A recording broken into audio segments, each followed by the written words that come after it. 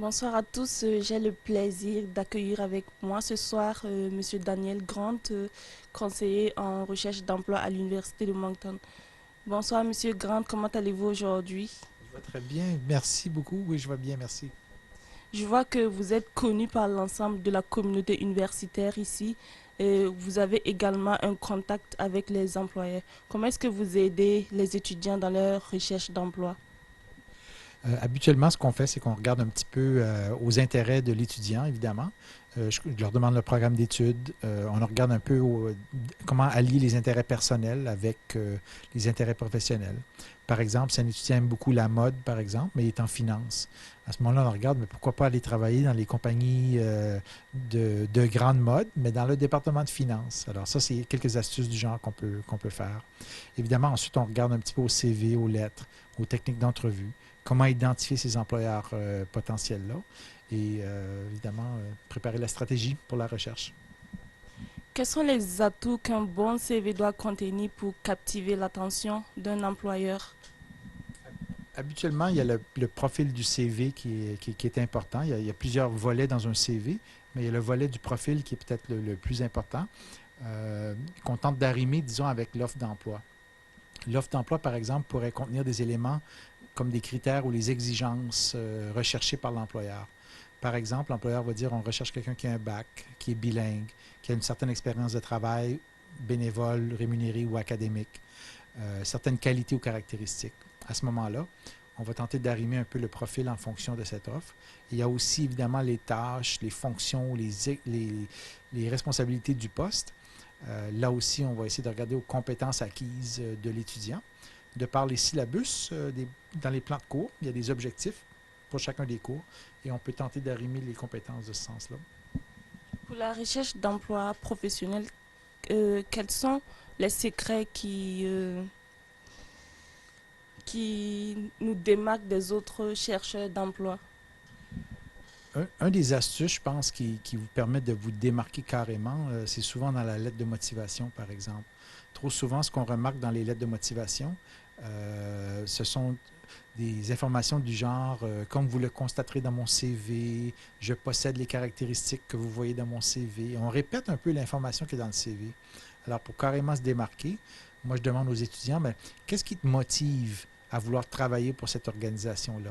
Et là, on va parler un peu plus du cœur ou de la passion ou de l'intérêt, puis tenter d'arrimer un peu, euh, encore une fois, là, les valeurs ou les produits ou les services de l'employeur avec vos intérêts. Et on communique ça dans la lettre. Autrement dit, moi, je suis comme ça, vous êtes comme ça.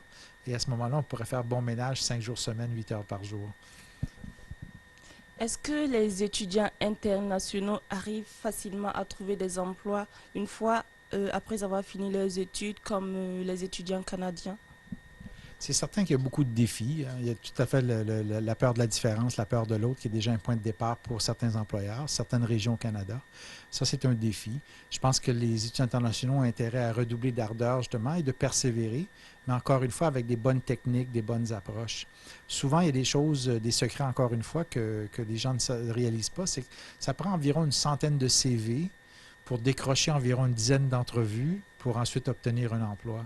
Et souvent, les gens se découragent après seulement quelques essais. Que dans le fond, le travail est beaucoup plus ardu, beaucoup plus à fond, mais avec des bons outils, des bonnes techniques, des bons documents, une bonne approche, on peut vraiment faire la différence et puis connaître du succès.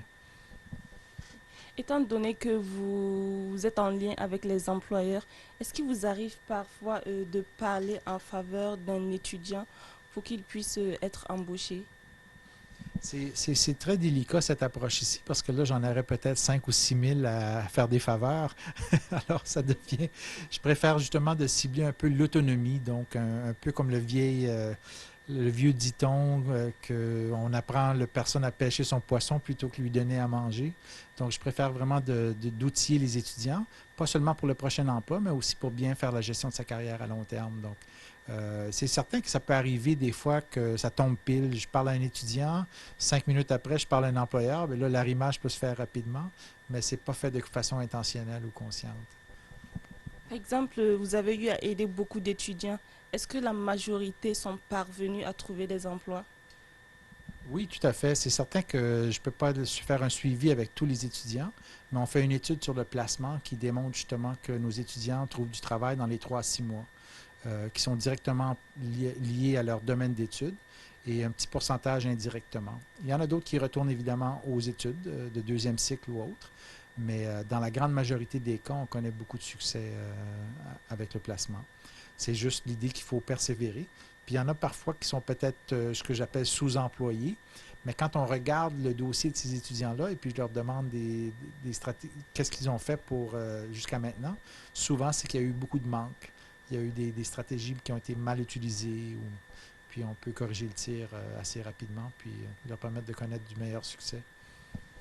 Pour moi-même qui suis étudiante actuellement, quels conseils vous me donnez pour que je puisse avoir plus de chances d'avoir un travail une fois que je finis mes études?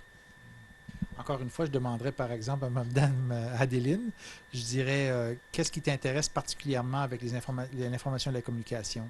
Est-ce que ce sont les relations publiques, le journalisme, la presse écrite, la presse, le média numérisé, etc. Et puis, est-ce qu'il y a des champs d'intérêt en particulier? Est-ce que c'est l'actualité, la culture, les sports? Qu'est-ce qui t'intéresse? Et à ce moment-là, on peut développer un peu une liste d'employeurs potentiels en fonction des champs d'intérêt.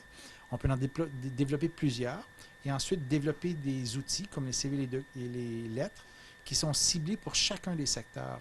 Autrement dit, Adeline, elle a plusieurs identités professionnelles, puis il faut développer chacune d'elles, qui ne prend pas beaucoup de temps, et ensuite d'identifier les secteurs qui pourraient être intéressants. Et à ce moment-là, la recherche, qui est quand même difficile, devient beaucoup plus intéressante parce que là, on n'est pas seulement en train de se trouver une job, mais on est en train de vouloir contribuer à une organisation dans laquelle on croit, dans les valeurs de l'organisation, dans les produits ou les services qu'elle offre. Ok. Merci beaucoup, Daniel Gant. Bienvenue, merci à toi. Merci.